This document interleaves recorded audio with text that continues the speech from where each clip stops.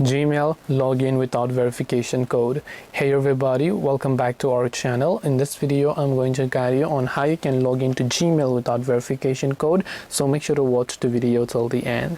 Now if you'd like to log into Gmail without verification code, depends on various factors. Some of the Google accounts will not ask you for a verification code because you have not added a phone number and you have not added two-factor authentication. So if your Google account is, let's say, completely insecure and then you only have a password and email, you have not created a phone number, you've not added a phone number or verified your phone number, in that case Gmail will not ask you to go ahead and then basically enter a Google verification code. So let me just show you. In this case, if I just go ahead and tap on my username here, I can select that, I can tap the next option, it will ask me to enter my password. Once I enter my password, I will be able to successfully log in.